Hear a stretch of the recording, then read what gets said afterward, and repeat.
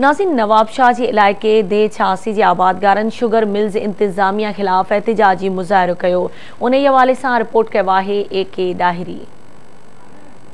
नवाबशाह जे इलाइक़े 86 देह जे आबादगारनि अनवर मलिक, शहज़ाद मलिक, खुशी मोहम्मद मलिक, आसिफ मलिक ऐं ॿियनि जो हबीब शुगर मिल इंतिज़ामिया ख़िलाफ़ पाणी जे गंदे तालाबनि भरिसां एहतिजाजी मुज़ाहिरो करे सख़्त नारेबाज़ी कई वई। उन मौक़े ते मुज़ाहिरीन आवाज़ TV सां ॻाल्हाईंदे चयो त गरीब आदमी हारियां बच्चे पालिए, क्या करिए क्या न करिए, ना जुल्म हमारे साथ। मुतालबा हमारा है पानी का बंदोबस्त करना, जमीन आबाद हो, हम कर्जा उतरे। मेरी जमीन सारी गैर आबाद मिल वालों ने कर दी।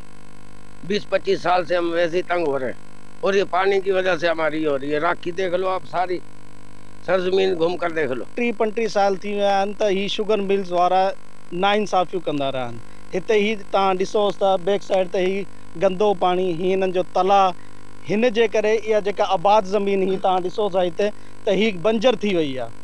इन्हनि जो को निकासी जो सिस्टम ही कोन्हे को। एप्लीकेशन मोकिलीसीं, इन वटि वियासीं त बाबा ही जेको तव्हांजो पाणी आहे, इन जे करे असांजी जेका ज़मीन आहे इहा ख़राब पई थिए, तव्हां हिन जो को न को अल्टरनेट करियोसि।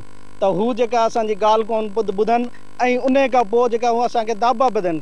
अभी GM को बोलते हैं, GM भी नहीं सुनता हमारी। जिसको बोलते हैं अभी इन्होंने काली राखी डाली हुई है, ये पानी इधर छोड़ा हुआ है, हमारी सारी ज़मीन बर्बाद कर दी इन्होंने। मुज़ाहिरीन आला हुकाम खे दरख़्वास्त कंदे घुर कई आहे त असां सां इंसाफ़ कयो वञे, असांजे मसइले खे हल करायो वञे। ॿी सूरत में असां मिल जे मेन गेट आॾो धरणो हणंदासीं। कैमरामैन फरमानुल्लाह सां गॾु AK डायरी, आवाज़ TV न्यूज़, शहीद बेनज़ीराबाद।